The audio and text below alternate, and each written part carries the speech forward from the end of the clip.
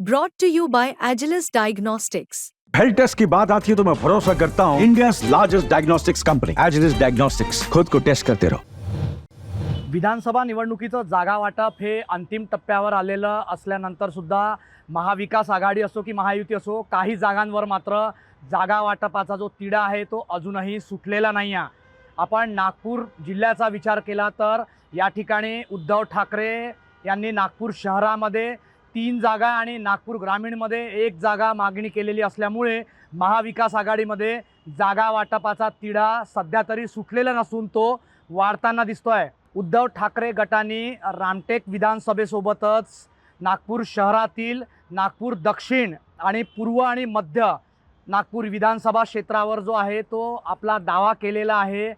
आपल्याला माहिती आहे की लोकसभा निवडणुकीमध्ये रामटेक लोकसभेची जागा ही शिवसेनेकडे असताना उद्धव ठाकरे यांनी ती जागा काँग्रेससाठी सोडलेली होती। लोकसभा निवडणुकीमध्ये त्यावेळी काँग्रेसचे श्यामकुमार बर्वे त्या ठिकाणून काँग्रेसच्या तिकिटावर निवडणूक लढले आणि ते निवडून सुद्धा आले। कालच उद्धव ठाकरे यांनी आपल्या जाहीर सभेमध्ये बोलताना असं म्हटलेलं होतं की महाविकास आघाडीमधल्या जे सर्व पक्ष आहे त्यांनी एक दुसऱ्याशी समन्वय ठेवावा, कारण रामटेकची जागा आम्ही काँग्रेसनी मागितली होती, त्यासाठी आम्ही त्यावेळी सोडलेली होती, नंतर काँग्रेसनी ती निवडून सुद्धा आणली। रामटेक विधानसभा ही ग्रामीणमधली नागपूर जिल्ह्यातल्या 6 आणि नागपूर शहरातल्या 6 अशा एकूण 12 विधानसभा मिळून नागपूर जिल्ह्याचा समावेश होतो।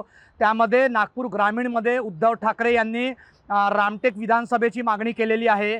त्या ठिकाणी रामटेक विधानसभेमध्ये उद्धव ठाकरे यांच्या गटाकडून विशाल बरबटे यांचं नाव आघाडीवर आहे। गेल्या 1.5 ते 2 वर्षापासून ते त्या ठिकाणी फिरून प्रचारसुद्धा करतायत।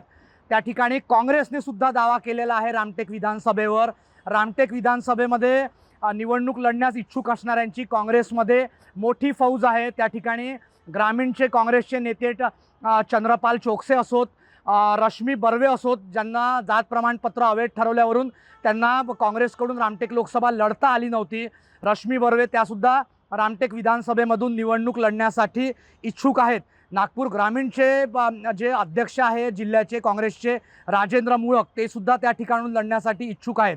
त्यामुळे नागपूर ग्रामीणमध्ये उद्धव सेनेने रामटेकवर जरी दावा केलेला असला तरी काँग्रेसमधून सुद्धा मोठी नेते मंडळी त्या ठिकाणी निवडणूक लढण्यासाठी इच्छुक आहे। आता या ठिकाणी महाविकास आघाडीच्या जागा वाटपाच्या बैठकीमध्ये तिढा कसा सुटतो हे बघणं नक्कीच महत्त्वाचं असणार आहे। परंतु जर नागपूर शहराचा विचार आपण केला तर त्या ठिकाणी महत्त्वाचा म्हणजे दक्षिण नागपुरावर प्रामुख्याने उद्धव ठाकरे गटाने दावा जो आहे तो केलेला आहे। त्या ठिकाणी जे प्रमोद मानमोडे आहेत, जे शहर प्रमुख आहेत उद्धव ठाकरे गटाच्या शिवसेनेचे, ते निवडणूक लढण्यासाठी इच्छुक आहेत।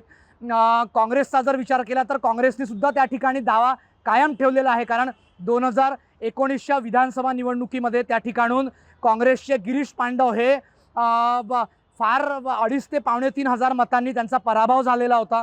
भाजपचे मोहन मते त्या ठिकाणी निवडून आलेले होते।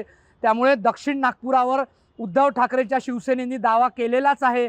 सोबत मध्य आणि पूर्व नागपुरावर सुद्धा उद्धव ठाकरे गटाने आपला जो दावा आहे तो कायम ठेवलेला आहे।